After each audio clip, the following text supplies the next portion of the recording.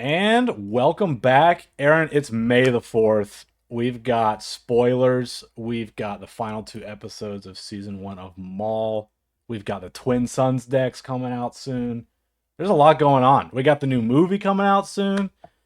And what better way, what better day to start talking about spoiler seasons for Ashes of the Empire? Yeah. A lot of Star Wars stuff going on, and we're here to talk about only one, one of those things. One of those things. Maybe we'll sprinkle in some other stuff along the way here. But it's going to be a little bit different this time. We're going to talk about the new keywords first before jumping into the leaders and some of the legendaries that we already have. And then we're going to go in order of the typical aspects that you see. So, starting it off, we're going to talk about some of the new stuff here. So, we have the advantage tokens. So, when attached units attack or defense ends, defeat this upgrade. So, it's kind of a replacement for raid this set. And I kind of like how we are going to get a little bit of a defense raid, I guess, if you will, to this. Yeah, I do enjoy that it's a stat stick that that stays on your unit, even if it's just for the one action. They said that in their stream when they were talking about it that because it's so temporary that they'll be able to hand it out like candy.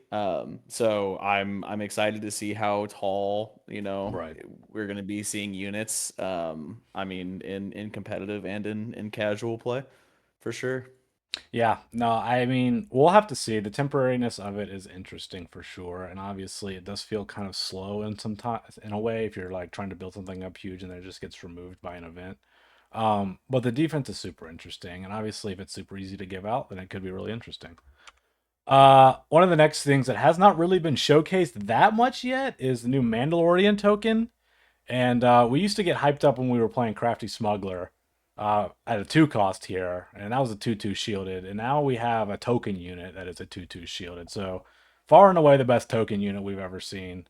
You have to imagine, though, that this is going to carry a lot of dead weight, I guess, on maybe a card that says when played, create a Mandalorian token. Probably something severely understated, but if you're trying to go wide, a 2-2 shielded for basically nothing, pretty solid.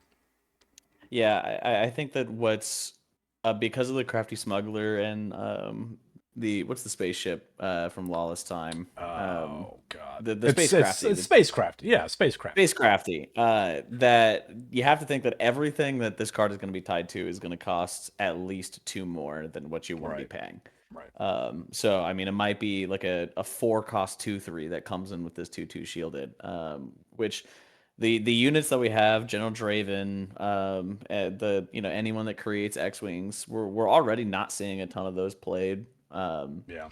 So and they mentioned that advantage tokens are going to be in aggression and cunning, and that Mandalorian tokens are going to be mostly in command and vigilance. Okay.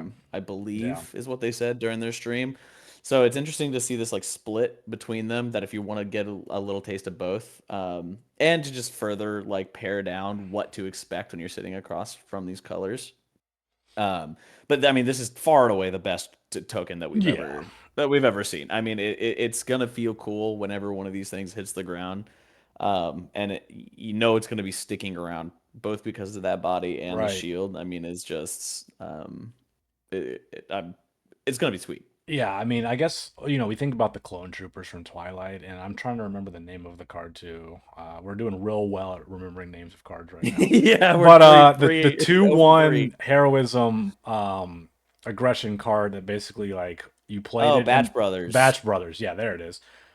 And so that was a 3 cost 2-1. So I mean, as we try and understand maybe the base level here of something similar, it's probably not going to be great. But we'll have to see. Maybe there's a go ride strategy there. There's probably going to be a Mandalorian leader as we go along here. But yeah, really, really solid token here.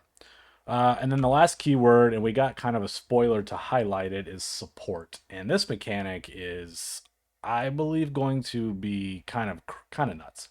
So this Yeah. is Leia Organa, and she's kind of highlighting our support keyword here. And basically, support says when you play a unit with that support, they get the on attack of the card here. So if I play a 2 drop and then I play Leia, that 2 drop gets this on attack immediately. So it's a fleet lieutenant. It's action compression. Could be nuts. Could be really nuts. It's I think by far this is the keyword that's going to change the landscape of the game the most. Just within the current meta. I mean, I want to go back to the days of Sabine ECL, like Yeah. you said, Fleet Lieutenant on Yeah. two was the way to go because now you're sitting across from two bodies and a leader with initiative. And I mean, the amount of leaders now that have the phrase like play a card from your hand just become far more interesting. You've got, Morgan Elsbeth, Yep. third sister. I mean, I got the whole list right here. Dragon Yeah. Voss, Qui-Gon Jinn, DJ, Agent Callus is going to have access to every single support card in the Yeah. game. Yeah. And maybe that'll push them over the edge. Major Von Reg if we get support vehicles. Von Red could be really interesting. That and like I'm not obviously Sebulba is not a play a card from your hand, but like being able to compress your entire turn into one action is absolutely outrageous. So like a Von Red play a card attack with a unit and give it that buff. Lando JTL, like you mentioned, Yeah. like play a card, give a shield, swing, like that's your whole turn. So Yeah, yeah. I mean, Tap your resources, tap it your units, and tap your leader in a single action. It is action compression that we have not seen yeah, in Star Wars and Unlimited so there far. is there is a little bit of like hesitancy in talking about it because that doesn't the thought process behind that doesn't necessarily make for a fun game to me, I don't think. But I mean, maybe Sentinels are just going to be that much more impactful. You have to imagine that some of these support on attacks just aren't going to be all that crazy. Um, Yeah. although we have seen some that seem kind of good already, and we'll get to them. But yeah, I don't know. I mean, doing an entire turn in one action is, I mean, I think initiative is going to be that much more important. So we'll have to really see, and you might really get some event based removal coming back to eliminate a lot of this crap. So we'll see. Yeah. But those are kind of the three main things that this set is bringing about. So we're going to go ahead and jump into two of the leaders, and then the third one that got spoiled alongside the Mandalorian and Grogu movie coming out soon. But the first one we're going to talk about is Luke Skywalker here. When a friendly unit's attack ends, we don't have to exhaust, we don't have to pay, we don't have to do anything. Just the static when it happens. You may exhaust this leader, so then you have to exhaust, and you can heal one damage from that unit. And then he flips on 7, 6 power, 7 health, and when a friendly unit's attack ends, no no limit this once per turn. Heal 2 damage from that unit or from your base. I could see this guy really just being a turbo controlly fu. I'm healing everything off. You didn't win in Yeah. time kind of leader. Yeah. I mean, he definitely supports this like go wide strategy that I think you're going to see in every limited space that limited for this set is just going to be who has the most units out at the same time, Yeah. and who can compress their turn the best. And Luke coming out and giving every single one of those units basically restore two Yeah. is, I mean, it is phenomenal. Yeah. It's a And good way to think his about leader it. side ability is nothing to like, nothing to sneeze at either. I think we already see some fringe use cases with Rose Tico being able to heal her units after they attack. And then this is the closest to I think Twilight Obi-Wan, where he's just able to heal the damage off. And I think going back to what you're saying with Sentinels is that staying power is going to be the name of the game. Yeah. On top of the action compression that we've already been talking about. And Luke just lets you do that better than anyone we currently have. Yeah, I mean, here's more action compression. Like you say, restore 2. One unit is going to have restore 1 on his leader side every time, and like it costs nothing. You don't have to. You're just attacking. So Well, his leader says only the unit, so yeah, no, I'm saying heal like I'm one. saying you swing Okay. one time with a unit, and it's just got that restore 1 built in at that point. So like, Oh, I see. I oh, see. from yeah. So Yeah. I mean, it's I don't know. It can change math on things pretty solid. Like I said, I think this is just going to be maybe our first iteration of just like a really obnoxious control hero deck. I say first iteration, but like super turbo like control deck in my mind Yeah. because like this is a lot of healing, a lot of healing. Solid stats too, and you know if the support mechanic can action compress and get you there in a healthy manner, then you're probably going to be pretty okay flipping this guy and winning and starting to heal and doing an 8 damage delta every time he swings, right? Because you're healing too, and Yeah. so pretty nuts. I think this guy's just gonna have staying power. There's no tribal stuff going on here, so like you just have that healing. I didn't need healing, Yeah. so I mean, he has the three most powerful traits in the game right now: Force, Jedi, and Rebel, yeah, which yeah, is phenomenal by itself. And talk about like changing math. I mean, that's why we see people playing Vel, is that like that one extra health can mean a lot yeah, in a lot of cases. I think the only thing that I think holds Luke back is his flip doesn't change the game at all. That right, he flips and everything is still the same except you have your leader out until you start to do some other stuff. You're following action, but without a rival's fall so far, then uh, that's less of a concern. But if we start to see another card, if we start to see a leader hate card come out, your condemns yeah. or some You play other this in blue unit. green villainy, we're condemning it to hell. So Yeah. And then so yeah, that's my biggest, what I'm afraid about for Luke is that he doesn't impact the board immediately. right. So on the opposite side, in the other spotlight deck, we have Emperor Palpatine, and he makes use of the new advantage token. So his action is exhaust, choosing an exhausted friendly unit, give an advantage token to it for each other friendly unit. So there's some go wide stuff here. Obviously, I can think about maybe playing a 2-drop and then like a 3-drop Sentinel, and then immediately at your next turn actioning to make that Sentinel more strong, something like that. And then now he's got 2 advantage tokens on him.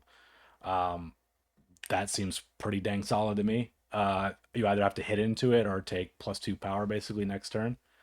And then he flips and he's got a million attributes and traits on his side. Force, Imperial, Um, Sith, and Official. So maybe he gets super synergistic and tribal stuff going on. And then he says on attack, you may choose another exhausted friendly unit. If you do, give an advantage token. So it's basically the same thing.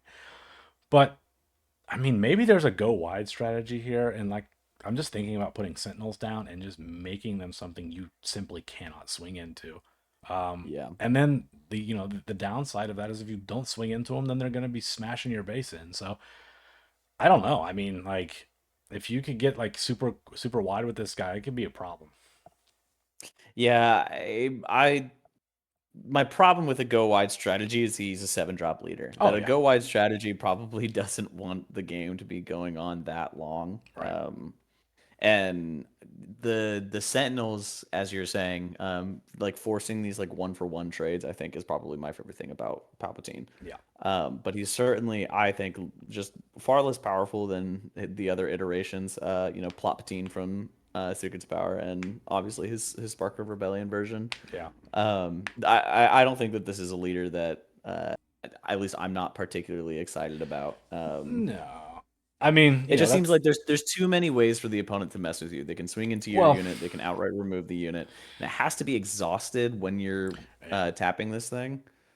I mean, I think the Um, easiest way to think about it in my mind is like the new Lando Sentinel is a 4/5, and if you attack into it, you get -1. So like you play a unit, and if you're not getting one for one removed, right, then you can just action and make that unit just a +1. Have an advantage token at least every time. So like yeah, if that's a Sentinel, then you kind of get that Lando ability. If it's not, then it just hasn't it. So like I can see an instance where if you're not getting one for one removed, right, then you just have all of these other like units on board that are getting these advantage tokens just across the board. So like it could be right. one turn on turn two, and then if they don't kill something, then it's 2 advantage tokens on the next unit the next turn. So like Well, yeah, I mean it's the it each other friendly, so it's only one right. Well, I'm advantage saying if you're token, not and getting you need to have removed, 2 units on the board, one right? of them exhausted. It's just there are so many layers built into this, like this leader's ability to make it useful that it just makes me nervous. Yeah. Well, I mean, I think the idea is you just put it on the thing you just played because everything comes in Yeah. exhausted. So I don't know. We'll see. Poor Palpatine. He can't get anything under 7 costs. Yeah. Yeah, if you're a Palpatine fan, you're gonna have to just inherently play long games. So sorry for you. All right, and then the next leader, and we did update the art to show it off. We got a May the Fourth little treat here. This is Grogu. This would be sick if this was the art that they gave away at the movies. But there is also an alternate art that you can get by going the 21st and 22nd. So it's really cool to see Disney lean into the game a little bit like that and probably get a lot more people involved and at least understanding of what it is. But outside of that, we have Grogu here. Really sweet artwork on this showcase, and he says when you play a unique unit that costs 4 or more, if this leader is ready, you may deploy him. So that's all he says on his leader side. So he doesn't do anything Yeah. until turn three, basically. And so he deploys and he comes out and he's a 0-3, which is absolutely dreadful. But with the leader side in conjunction with maybe while another friendly unit is defending, it gets +1/+0. And while another friendly unit is attacking, the defending unit gets -1/-0. So he's all about buffing things up, changing math, and being able to come out a lot. Super interesting leader design to me. I think we've had some conversations already about this is either going to Yeah. be super super good or probably super super bad. So He's and I don't think there's he's going to be fun. an in between. He's definitely, I think, one of the most fun leaders that they've printed Yeah, in the game. And it feels like cunning is what they lean into to be the game breaking aspect. Like you're yeah, playing yellow if you want to do something completely wacky. yeah. That's why yellow's And I fun, mean, man. yeah, exactly. His like his leader side just says, every sentinel has +1 attack, every ambusher has one more health. Yep. And yellow, I think, loves both of those things. Yeah. Um, Especially and I mean ambushers. it, especially ambushers. And I mean, like my immediate thought with this was like going into Eternal. If you have like join manufactory and you're just always playing 4 drop unique units and then sacrificing Yodas, you're just getting 2 droids every time you play a 4 drop. Well, That coordinate will be live every single time, yeah. or the Shadow Collective camp, or the whatever, Yeah. draw 2 cards every time Yeah. you flip a leader, or draw a card every time you flip a leader. I mean, just yeah. So 4 drop, sacrifice your sacrifice your Grogu after you get the payoff. Play another unique unit that costs 4 or more, and then draw another card as soon as you flip, and then you're just keeping the hand filled. I don't know. Or put him behind a Chirrut and Yeah. make Chirrut into a Yeah. Impossible to kill. Captain Typho. I He would mean, be he's impossible to kill. impossible. But yeah, I like the ambush strategy. I mean, we're making spies 1/2s basically now. If you try it, you can't freely trade into spies now all of a sudden. I mean, there's like I think if you can just like ambush on curve with this guy, right? It's kind of like I've been playing a lot of Aura Data Vault, and the idea is to kind of that punch up +1 and just build this unit advantage with the ability. And so if we're just ambushing on curve and we're sticking our units because they're not taking as much damage back, right? Like we could be building this unit advantage. Yeah. Obviously, not having a leader basically throughout the entirety of the game is probably not the best, but like I said, either really good or really bad. Yeah, he's in a unique position where you don't want to be spending the action to take care of a 3 health unit. Right. Right. And I'm hoping that in back in Spark of Rebellion we had the rotation of cards that all change their text if you controlled a leader unit.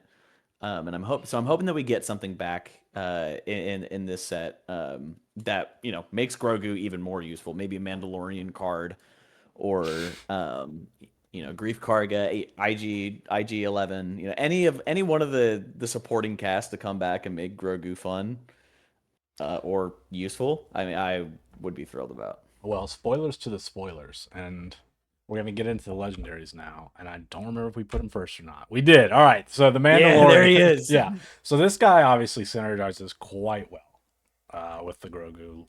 Um, the Grogu can't be killed at that point, and something I've been harping on is just having good legendaries. Like we see Liberty, and obviously that's a little bit pricey, maybe, but we need good legendaries for the health of the game and for the longevity of the game. And I think this card is fantastic. I mean, on rate 5/4 shielded. If you were to just look at that, right, we're happy with that probably. But then we have if damage would be dealt to another friendly unit, Grogu, you may defeat a shield on this unit, and if you do, prevent that damage. So that could be anything. I mean, we're putting like if we have a 3-drop Sentinel, that Sentinel's not dying. Like, Hmm. I mean, this card is just really sweet, and if we keep putting shields on it, then I mean, I don't know, like it's just really good. Yeah. And then it just has 5 power behind a shield, so like This guy can just start swinging. He's going to protect things on your board. I mean, just really, really solid legendary card here early in the game. Yeah, you put him behind a sentinel. The sentinel's got a shield on it now that can't be pinged off by a weenie. Your droids, or I guess droids aren't in. I mean, in Eternal, yeah, your spies can't take off the shield that's technically on your sentinel anymore. Yeah. And yeah, I mean, my first immediate thought goes to the droid laser turret, you know, now and then slapping this behind it, a card that's already pretty frustrating Yeah. for most game plans.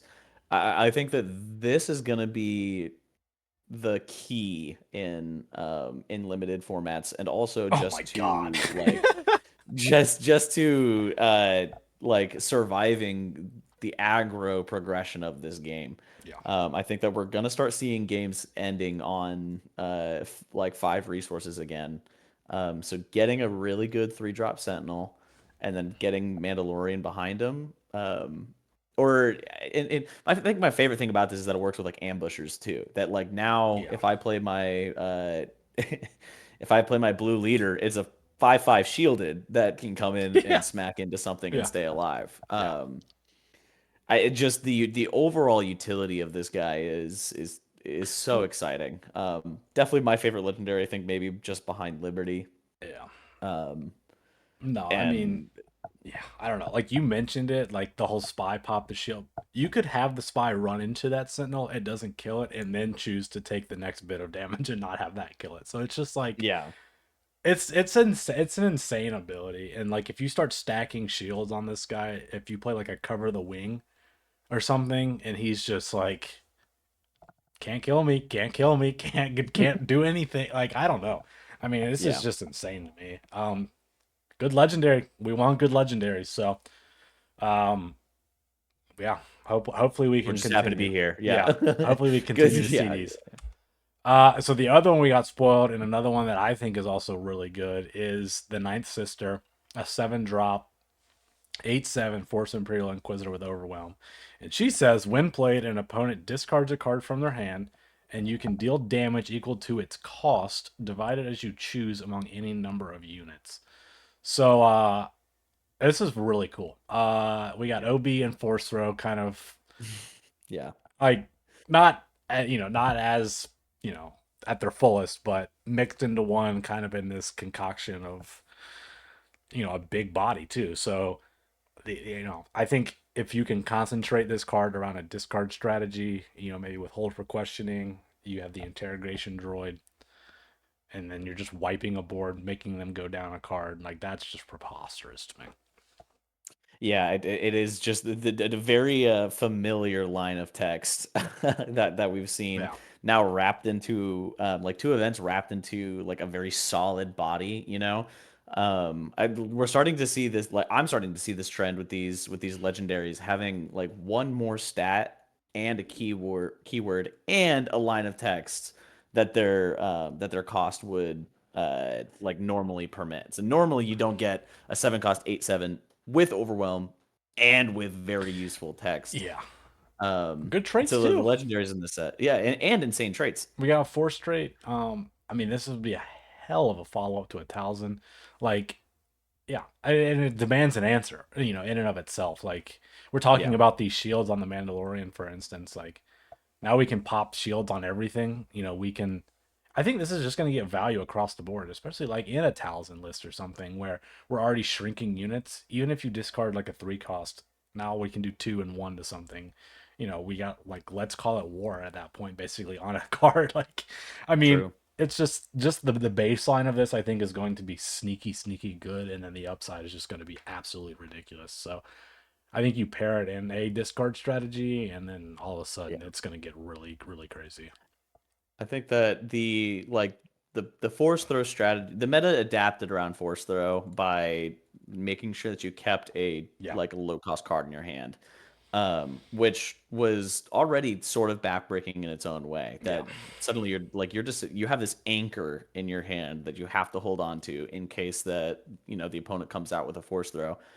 And I'm not sure people are going to be as worried about Ninth Sister, but the the best part about force throws is you could threaten doing two of them in a row, Yeah, which you can't really do with Ninth Sister. So if someone keeps that one cost, zero cost, two cost card in their hand by then, and you haven't had an effective discard strategy up to this point, then she's dead weight yeah, outside of her stats. yeah. No, and I think that was the other thing about force throw in my mind is like you were forced to play the game in a way that if you're getting to a late game situation, you had to put down something that you probably did not want to put down in favor of a card that you were going to play 5 turns ago on rate. So like Right. having to do that again, like just the threat of that is kind of ridiculous to me. Or not ridiculous, but like it's something that you have to think about if this card is going to Yeah. be prevalent. Because you simply are not going to be able to take that kind of damage on top of it. So I don't know. I think it's a super interesting card. I think it potentially could set up the overwhelm really, really well too. Like even if you're not True. killing something, right? You just throw all the damage on something and then you take it down next turn with Ninth Sister while overwhelming. So all the while discarding a card. Very interesting strategy. I think it can be brewed around this. Again, I think 2 for 2 on legendary so far, so hopefully we keep it up. Yeah. All right, so let's get into the blues here. We got Shin Hati, sick artwork, 6 stat line on rate here, and we say while this is the only friendly non-leader ground unit, she gains Sentinel. I think the non-leader is actually doing a lot of work here. I think the only trait the only trait being force, obviously, it's kind of counterintuitive, right? Because force decks are not playing vehicles, and if they're not playing vehicles, then they're playing everything in the ground, and if they're playing everything in the ground, then we're not going to get this thing as a sentinel. But it's still a 6/6. This is probably going to be super great for limited. Um, it's going to be super good, I guess, if you're in a mid-range slog fest where units are being traded left and right. If your board gets wiped or something, and you put this down, and maybe you flip a Talzin, and now you have those 2 units, and she's a sentinel, and you're cleaning the board back up. So we'll see. Again, sick art, but solid enough. Yeah, it's the Sentinels that I was talking about before. We want to see these above rate Sentinels, and the only way that you can make them above rate is if you make them conditional. Yeah, Uh, there's not a lot of control space decks right now, except I think Piet might be the only one, and I don't know that you need to be if you're missing. If Piet's playing a 5 drop on the ground instead of playing a 7 drop in space, then you're thrilled. yeah, And yeah, the conditional sentinel being able to hide behind a leader or keep a sorry, the leader being able to hide behind yeah. this card is what makes me the most excited about it. That if you're like 1 for 1 trading with your opponent and then you drop an above rate sentinel that they have to slap into, you get your leader out, uh, and that have a healthy leader and moving into the rounds forward is a fantastic way to swing the game if things aren't going quite your way. Right. I'm hoping that we get a Balin Skull leader that synergizes with this specifically. That'd be cool. Yeah, we haven't seen him since Legends of the Force, and his unit did not get played nearly as much as the Shinhati does now in Yeah, Talzin. Um, but yeah, I mean, I'm comparing this card to other cards at at that 5 resource, namely like Rose Tico. yeah, Like if someone plays Rose, you play this, and now yeah, it turns over. yeah, yeah. Yeah, no, I mean, we'll see. Again, solid stats, and Villainy doesn't have the best like. Again, I'm playing Aura right now, and some of the Sentinels that I'm using are like the perimeter ATRT on 4 and like Cruel Commandos. So it's just like Yeah. not the best stuff in the world necessarily. So this could be interesting. We'll see. So we have the Blade of Talzin here, and this is a solid upgrade. This is a really, really cool upgrade. Obviously, attach it to a non-vehicle unit. When defeated, if this upgrade was on a friendly knight unit, return this upgrade from your discard pile to your hand. So you did call this out. Very, very key to look at this here. If the unit or the upgrade was defeated, so if it gets constable, if this gets system shocked, you can put it right back in your hand. So it's a Yeah. slow. I mean, it's a slow pump. No, at all times, basically once you draw it. So Yeah, the recursion is what it is so exciting Yeah. with this. Putting it on a 1,000 liter, making her a 5.8 with that -1 gives her so much reach. Plus being able to play like a 3 drop instead of Yep. what the current strategy being like a, or I mean put a constructed saber on her too. I Yep. mean, Yep. there's just Yep. the knight the drawback for Knight unit would be larger if we didn't already see the Knight cards in basically every blue green villainy shell that's running Right. Force. Like we're already seeing the Night Sister Warrior that draws you cards. We're already seeing Talisman's Assassin. Um, and so it's, if this unit gets, if the unit carrying this gets defeated, or if this upgrade gets defeated, it's coming back to your hand. Yeah. Um, It's and sick. that recursion is just awesome. It's sick. I don't know. There might be other upgrades out there. Like I know there's some weird upgrades like discard, go back to your hand, that kind of thing. But once you draw this, it is permanently in the game basically. Obviously if you stick it on night stuff. So I, I'm playing Aura now, but like I played a lot of Talzin too, and like they're just kind of the same ish, leader in a way where they want to shrink things and effectively trade up. But being able to like put this on turn two on a Karis, like I mean, Yeah. it seems really good. Like there's not as much downside to that as any other upgrade going on your turn one play to me. So um Yeah. I don't know. I mean, that's a good point. It's like, we have that sort of discussion in the community right now that it's like sometimes some games are just decided by the upgrade that you can put Yeah. on a unit in turn two, and then whether your opponent has the upgrade hate or not. Yeah. And this is one of those positions that it's like a single leader is going to be able to put this on and not get punished for it at all. Yeah. I think it's Um, fairly statted though for that. For its yes, down like for the upside of getting it back. So and I said Kara she has to be have the nitrate, right? Surely. I believe so. Yeah. Yeah. All right. Well, we'll have to double check that, but that seems like a really good idea to me. When I'm playing Talzin, I love playing two cards on her flip anyway, so like this just fits in there so well. All right, we got the armor here. 6 cost 5/5 shielded. When played, give a shield token to each friendly unit with shielded. So here's some more Mandalorian nonsense that we can get going here, and he's just protecting everything. Yeah. Put the shields back on your Yeah, Mandalorian. Put them back on your droid laser turrets. Give the armorer 2 shields. yeah, yeah, And now any ability that swaps upgrades around is something that you need to be looking at now too. You got Jocasta Nu from Legends of the yeah. Force. Moving shields around to where they're the most advantageous. And I mean, there's a, like you were saying with Ninth Sister being able to just wipe shields off with her ability, or the Mortar Trooper that I think we'll probably talk about later. Just anything that does like mass pings. Yeah. Just being able to come in and refresh and completely frustrate your opponent's game plan with that But like is going to be annoying to sit across from. mass pings are not like I don't I still think that's a feels bad to mass ping just to pop a bunch of shields, but I mean that sounds not like ideal. Like mass pings you Yeah, typically want to be like trading up or like, doing something else, but like being able to just put shields back on the Mandalorian, like I could foresee situations where Grogu just becomes invincible. And then yeah, now we just have these units that are overstated and like this is what I was talking. Like, yeah, putting shields back on things, putting shields back on the Mandalorian could be good. Could be really, really yep. freaking good. So, oh, we skipped. Okay, we're back. We got Luke's Jedi lightsaber here. Uh, if attached unit is Luke Skywalker, he gains sin. So we posted pictures of all the other relevant Luke Skywalkers. I say relevant, the top right one not so much, but it helps to Not illustrate the yet. point.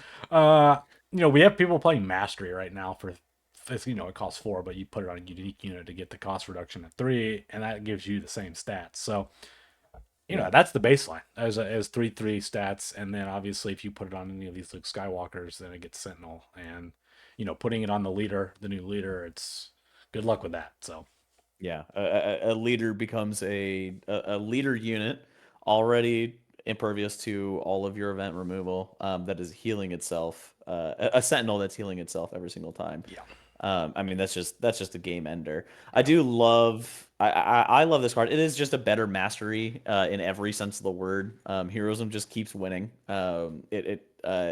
The only I think the only thing mastery has on top of it is that it can go on vehicles, whereas this yeah, can't. But I think that my favorite use case in here would probably be putting this on the white, the heroism only Luke Skywalker from Legends of the Force. yeah, On putting Luke down on 5, making him a 6/8 Sentinel with Luke's lightsaber, and then playing a 2-drop unique unit, giving him a shield and an experience token on top of that, making him a 7/8 or 7/9 shielded Sentinel. yeah.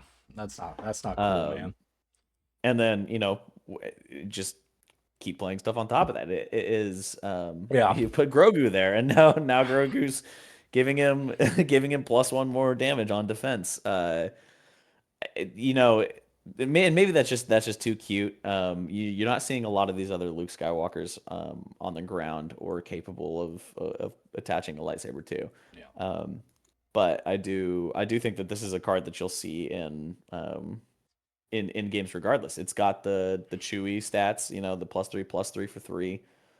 Um, and yeah, yeah. it's just a great card. I mean, I could not that JTL Luke's being played in blue a lot, but just like somebody is hyper focused on controlling your space arena, and you just flip to the ground and you put that this on that, and it's just like, Yeah. haha, egg on your face, I guess. So yeah, I think there's just a solid enough baseline here, and obviously there's upside. So, and you'd imagine we're going to be getting some more Luke Skywalkers going forward in terms of For leaders and sure. units. So, all right, so onto the greens here, the commands. We got Moff Gerard, and he's an Imperial official.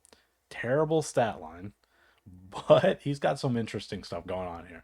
If you would create a number of tokens, you may defeat this unit. If you do, create twice that number of tokens instead. So obviously, we want to get this guy out before we drop our Intimidator and make 22 credits. Uh, I mean, that's just an example, right? Easy Like, peasy. it's going wide, making a ton of spies. Like this could be nuts with Yeah. like maybe the Mandalorian tokens too, and then all of a sudden the below rate unit making the Mandalorian tokens is now like super on rate because you have two of them or something. Yeah. So Yeah. who knows? I mean, it's gonna be annoying because it's like a Piet. I liken it to the Piet from Spark of Rebellion, where you never wanted to punch into it because it wasn't really doing anything, and then all of a sudden he was, ambushing a reinforcement walker into your face, basically. So, and you're like, oh shit, well, I probably should have done something. But I don't know. I mean, this guy could be maybe in that same vein. We'll see. Yeah, this is one of those cards that is just too smart for me. yeah. There is a someone's gonna break this card. Yeah. There's a niche, sort of, like we have the code breaker now. Nobody really saw quite what there was to do about it, until somebody created a whole deck list built around the Right. the single interaction. And I think that we're gonna see something similar with Moff Dradrad, that just like, I don't know, millions of credit tokens, millions of spy tokens. Yeah. I mean, I'm thinking, or emergency powers, doubling the amount of experience I give from a one resource event. I don't know. I can't wait for someone to do something Well, wacky on a PQ live stream, and for me to just be like, I knew it, I yeah, saw it yeah. coming. Yeah, I mean, I guess probably the best case of this is going to be like any sort of turn two play where you're just immediately sacking him and then like getting that, that power spike potentially. I don't know what that would look like. Yeah, But that could be really good. So yeah, think this shield could might be a just be the very, very answer. interesting card down the road, but I don't know that you're necessarily going to want to keep it alive very long. Yeah, keep an eye out for it. All right, so now we got Moff Gideon, 2/5 Sentinel, and that's the baseline. And we're very happy with that. We love that. And then he says also, when defeated, you may return a non unique Imperial unit from your discard pile to your hand. So I don't know how often that when defeated is going to come into play, but having a 2/5 villainy Sentinel is something that I feel like villainy has sorely missed for quite some time, and now we kind of got that here.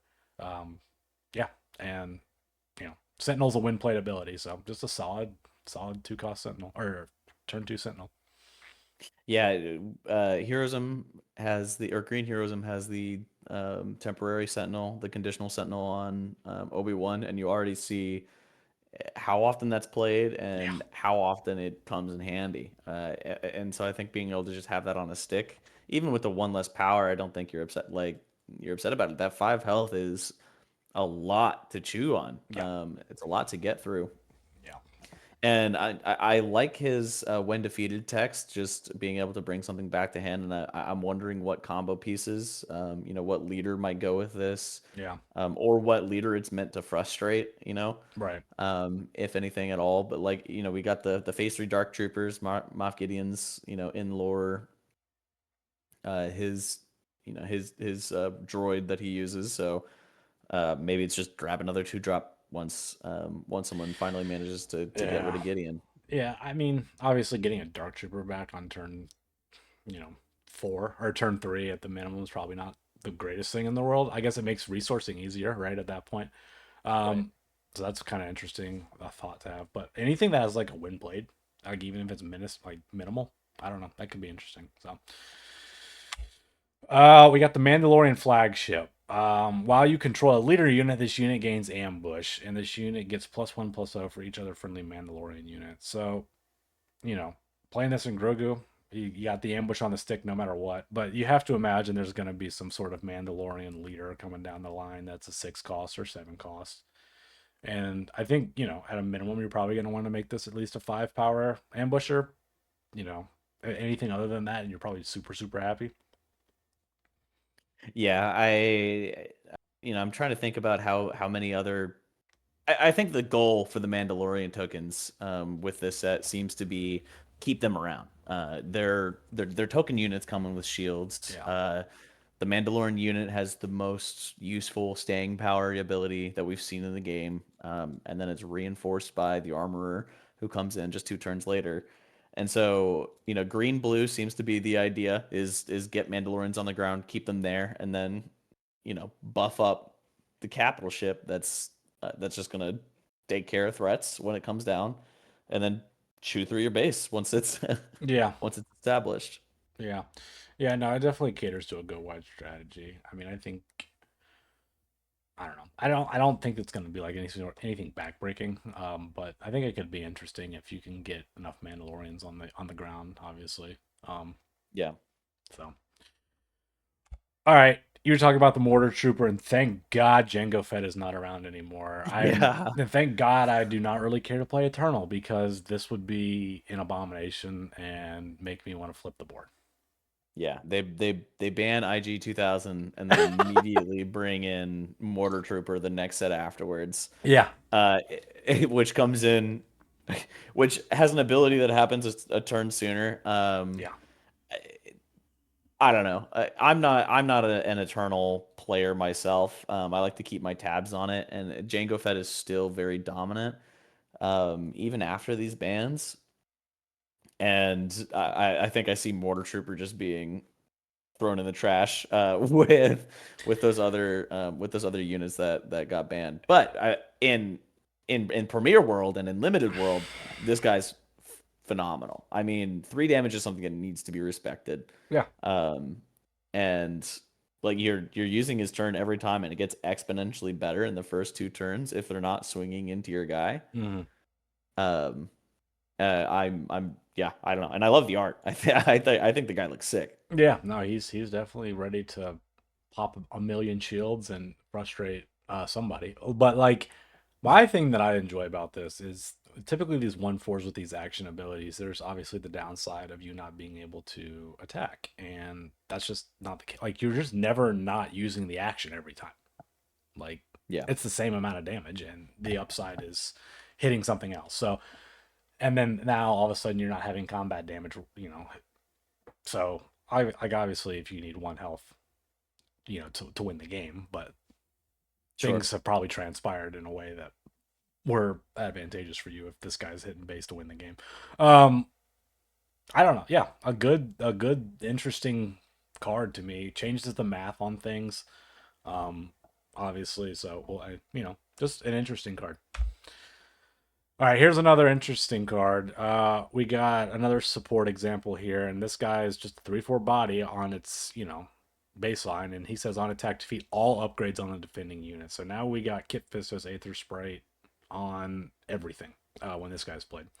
So obviously you have to go into that unit, but this is probably just a better Sabine that we saw from this set. It doesn't require another aspect um, to like hit a leader or anything. You can throw a token into a pilot, or there's a million ways you can go about this. You're immediately killing secretive sages with your turn two play, like Yeah. things like that. Your critics, like I think the upside is obviously just insane with this guy, and then you're still getting a 3/4 body on the ground. Yeah, the spoiler season is telling a very clear picture of I'm putting I'm putting bodies in front of you or roadblocks in front of you.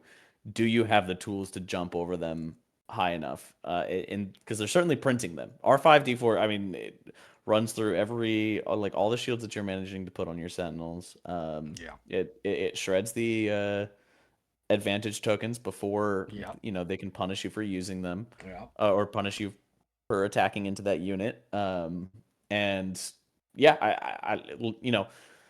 takes care of the shield on the Mandalorian tokens that are coming in. So I mean, I imagine I'd be pretty frustrated if I put down a Mandalorian, yeah.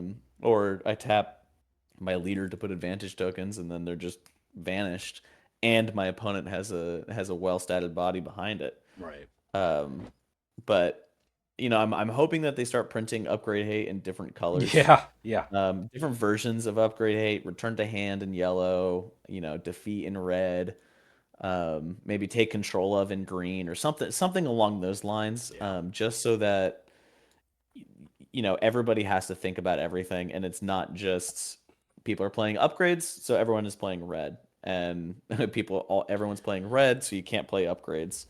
yeah. I think that those coin flips are just kind of frustrating in an overwide meta. Yeah, I mean, I think the way that this is balanced in a way, right, is obviously you have to hit the unit. Like it's not a console where you can just play it and immediately defeat something, or a system shock, something like that. So maybe that's how it gets balanced. But obviously, I think the upside is obviously very good, and I think probably the best lines are going to be just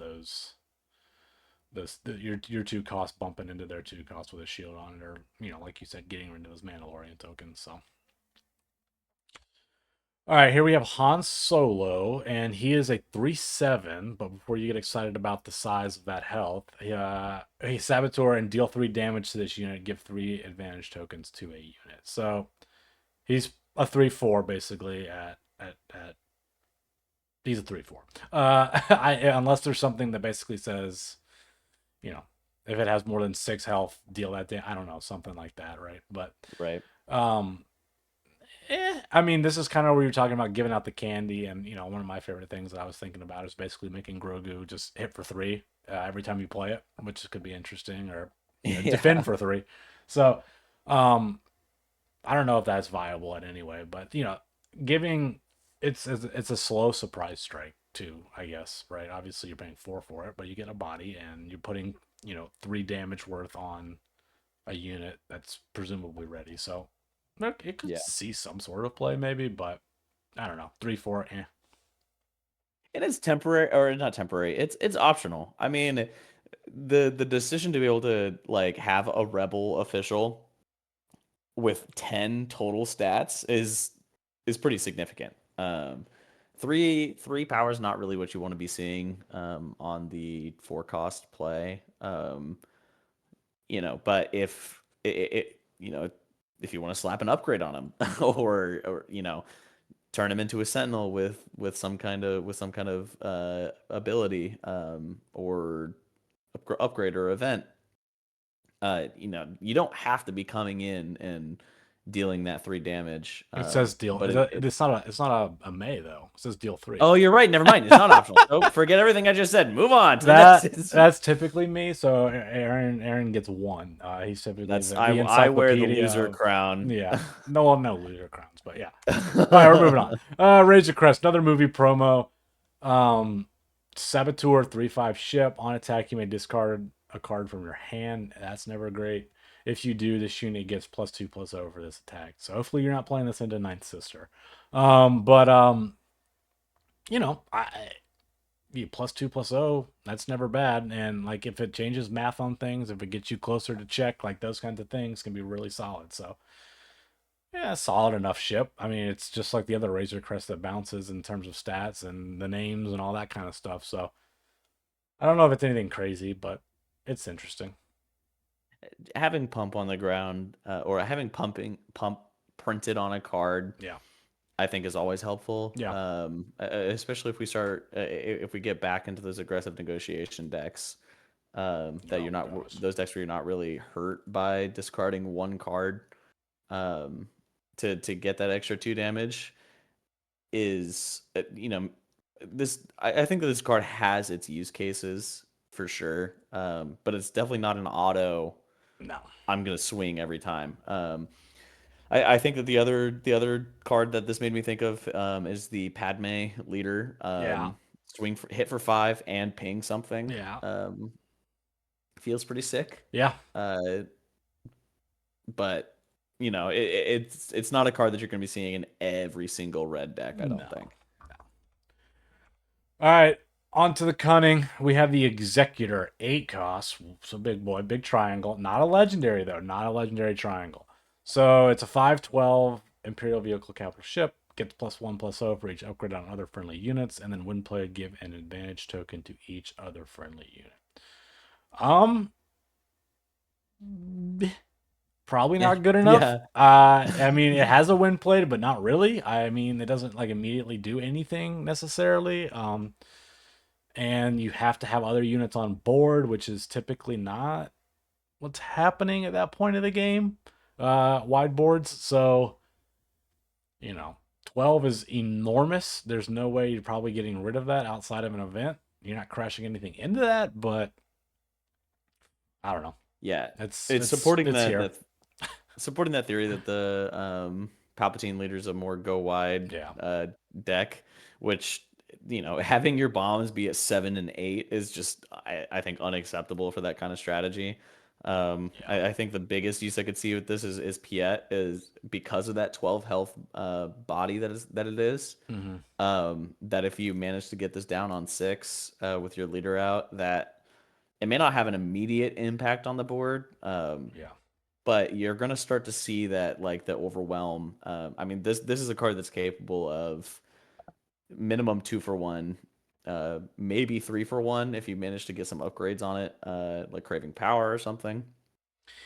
yeah. That it's the beginning of a snowball, but I think that even with Piet making it come in 2 turns sooner is just too little, too late. Well, I think the other thing of mine, like, I don't the upgrades are obviously the advantage tokens, but those are temporary, so they go away, and this thing just has no upside now. So it's like, I mean, you got to be Right. really wide, and then you still have to wait until next turn for the payoff to happen with the +1. So I just, I Yeah. It's a mid for yeah. me. All right, so we don't have bamboozle anymore. But we have Bamboozle Light in the sense that you can get rid of JTL Luke with this, but you are going to be given the ship +2/+2. But in much more real sense, there is no conflict is going to basically be a great answer to a Condemn or a Shadow of Stygian Prime, something like that. Now, obviously, it just goes back to their hand, but it goes from a dead unit to a +2/+2 unit now. So for two. Hmm. So, I mean, that's pretty dang solid to me. And at the end of the day, too, it's a 2/2 upgrade. So yeah, I don't. It doesn't. Yeah, It doesn't need to be. It doesn't need to be played only when there's an upgrade on you that you want to get rid of. this is a card that I love to see. That it sort of frees up the space for players to start building decks outside of red. That finally we can get like yellow Yeah. green villainy decks that aren't afraid of a condemn, or can deal with pilots in a sort of backwards kind of way. Yeah. And it's like you were mentioning with Shadow Stygian Prime and Condemned, that it's the ultimate tempo card, that it's like Yeah. you can spend 3 Huge resources tempo. to try to stop me. I'm going to spend one less resource and I'm going to get two more damage out of it. Yeah. I mean, the back side of that is that when they inevitably just play that card again onto that unit, if they play it onto that unit, you're essentially two for oneing yourself. Where you have the unit that you've played, this upgrade that you've put onto it, and now you don't have an answer for that condemn. Yeah. Um, but that's what tempo's all about, is just sort of stalling them or pushing their turn back one more by one more action or one more turn for you to close the game. Yeah. And I think that this is just a very solidly designed card Yeah. to help that happen. Yeah, no, I mean, if somebody is going to put a Stygian Primer or Condemn back on me and spend 6 to 8 resources, like, that has to be bad probably most of the time for them. They're either going way off curve and, but yeah, I mean, I think you're right. It's solidly designed card. I think it's a great, like an Uno reverse card to those cards. So it's a fun design from that perspective. So, and like you said, it's not a red thing. So it's nice to see upgrade hate in a way, right? Towards yellow and Right. anything other than red. All right, so here we have Ezra Bridger. He's also support on attack. If this unit is upgraded, you may give -3, -0 for this phase. So, if you were in this suit 'em up strategy where we got leaders with lightsabers and other things, and now all of a sudden you're just playing this card and your leader's crashing into something humongous or taking the tempo and giving -3 to something immediately. So, and then you got a 6/6 body. So again, I don't know if this is going to be like backbreaking in any way, but it could be super interesting.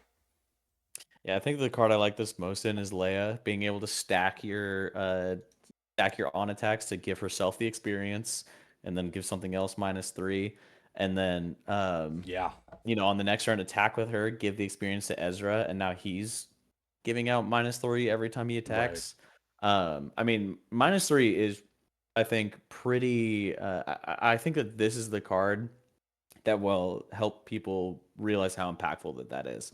We've seen that stat printed on cards like Disarm, and all those events that were just haven't been used. And now that it's finally attached to a solid body with a great keyword, and guaranteeing that this on attack will go off, Yeah, is I think we're going to start to see a different breed of tempo, with subtracting the amount of damage that people are able to do to you, printed on it. yeah. You just kind of actually hatched an idea in my mind for my Vel Yellow that I was playing so much of early in the set. Like swing with Vel, upgrader, and then something gets -3. So that's just like a 4 damage delta immediately at that point. And then we put the experience next turn on Ezra, right? So could be good. Could be really Could good. be good. Yeah. Could be very good. So we'll see. Love the theory craft these kinds of things. That's just like, and like something I had not thought about previously at all until you just said something. And I was like, wait a minute, Bell. So, Coming um, soon to a yeah, theory yeah, craft yeah. near you. So next one we got Jod Na Nawood, and he is a 4/3 Force Underworld Sentinel for 3. So again, we've got as a Talzin player, there that 3-drop slot is hot dog water outside of Shin Hati for the most part. So this guy fits it amazingly to me. And then you also kind of have this late game utility of when played, you may pay 4, which is steep. If you do choose an arena, exhaust each unit in that arena. And we were talking about it, and this is like Liberty Light to me. We got a Sentinel Yeah. on the ground, and then we are not exhausting one thing and returning upgrades, but we're exhausting an entire arena. So we also have, some watch this built into it as well. Um, Really interesting card. Yeah, I like that this one hits your own units, so it makes you squint at it just a little Yeah, bit. That it's not something that you can just like windmill slam on 7, unless you're certain it'll win you the game. Which, of a 3 cost 4/3 Sentinel's probably not doing by itself. I think that the most interesting playline I could think of is something with Qui-Gon, yeah, bouncing a 4-drop and then playing Jod and then being able to tap everything immediately after doing that. That's sick. That's Um, so sick. Yeah. Especially if you can, like, if support becomes a main keyword, exhaust is going to be super important. Yeah. Where suddenly, I mean, they're being penalized for trying to set up their action to Yeah. play a card and attack with the unit at the same time. Yeah. Um, Yeah. That's why initiative is gonna be so so important, man. initiative and tempo, I think, are going to be Yeah. like the play lines that we need to be looking at, and Jod helps you with both of those. Yeah. Really interesting. Really, really interesting. So we got two cards now, and villainy and heroism, and they're more or less the same card here. We got Darth Vader, 4/6, Force Imperial Sith, shielded, and then while this unit is ready, he gains Sentinel. So typically, you want your Sentinels to come in with Sentinel, but if you're in a healthy spot and you put this guy down, he's going to be a pain in the ass to deal with. Yeah, he's a conditional sentinel. I think with maybe the worst condition printed for a Yeah. conditional sentinel. Yeah. Um, I mean, outside of the idea of just like, s- Voltron slapping upgrades on him, but even then, if you attack with him, then it's lights out. Everyone everyone can just kind of go around him. Yeah. He comes in with that shield, and it's just like an immediate ping target because you don't want to have a 4/6 sentinel on the next turn. Yeah. Um, and I mean it's a cool looking card. And I think maybe if its stats were a little lower and it was coming out sooner, that it would be definitely more useful. Yeah. Um, and I think that maybe the way that it's statted this way is because of the next card. That maybe, and I'll talk about it when we get there. But I think that it's suffering from low stats and zero impact at a very impactful turn in the game, Yeah. where either a leader has been out for a turn already, is coming out on this turn, and which is what the Sentinel needs to be stopping, and he's just not doing that. Yeah. Yeah, I mean, and we're talking about how initiative is going to be so important with these support cards, and now all of a sudden we have a card here where you're intentionally not, you're sequencing in a way you probably otherwise wouldn't. So, eh, I don't know. Maybe good stats, probably good and limited at least. We'll see. So the last card here is we've got the light side version of Darth Vader. We got Anakin Skywalker, and he is a 6/4 hidden saboteur. When played, give a shield token to another friendly unit. And so the Grogu stuff's just going off in my mind again. Mandalorian into Anakin Skywalker into the armor. I don't know, and nothing's ever dying. So, um, seems good enough. Obviously, 4 health is really really bad. Um, Gets eaten up by Fourth certain is strategies to me, but Yeah, fourth is bad, but it's not like unbeatable, right. or like it's not an instant lose when you play this card. I think that this card's actually perfectly statted. 6 damage is so much that someone needs to be dealing with it, Yeah. and 4 isn't so low that all of your events can deal with it. Right. So you're basically forcing someone to swing into it, which they can't do because of the hidden keyword. Yeah. You can choose to use Anakin to take out a shielded Sentinel if that's what's in your way, or you can just go straight to face with him. The Force and Jedi traits are awesome. I'm thinking Kit Fisto. Having Kit Fisto come out Give him a and then shield. having it, Yeah. yeah, give Kit Fisto a shield, and he's a 2/6 with Saboteur, Come on, man. and We got to there's get a Kit Fisto six. some love. We gotta get Kit Fisto in there somewhere. Um, But yeah, I mean, this is just a card with utility all around. Yeah. It swings, it hits hard, it gives a shield, which is which are always useful. And it's not something that it might force your opponent off of a turn because they need to deal with it first on their next action. Right. Um, Playing into this, having initiative is important sort of deal. So I think that they sacrificed Darth Vader in order to make this Anakin Skywalker card what it is, and I'm thrilled by that. Yeah. No, I mean, again, some more interesting stuff. Obviously, we got some sick legendaries, some interesting leader designs with Grogu and whatnot. So I think that was the last one we got.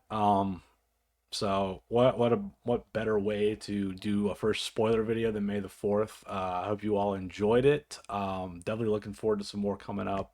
Looking forward to some Twin Suns. The pre-con's coming out. I just cannot for the life of me sit down and put 80 cards together from my Premier decks. So this has been a Yeah. godsend for pre-con stuff, and I'm very excited to play those. Um, yeah, Aaron, you got anything?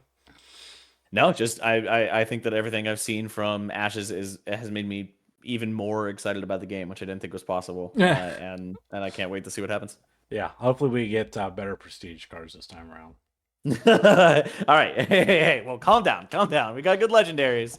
Let's Uh, take it baby or one steps. for one on showcase art too. So we got Yeah, it's true. all right. We're hitting 1,000 right now, but obviously we'll see how that continues. All right, so that's gonna do it for us, guys. We're gonna probably have some more gameplay stuff coming out soon.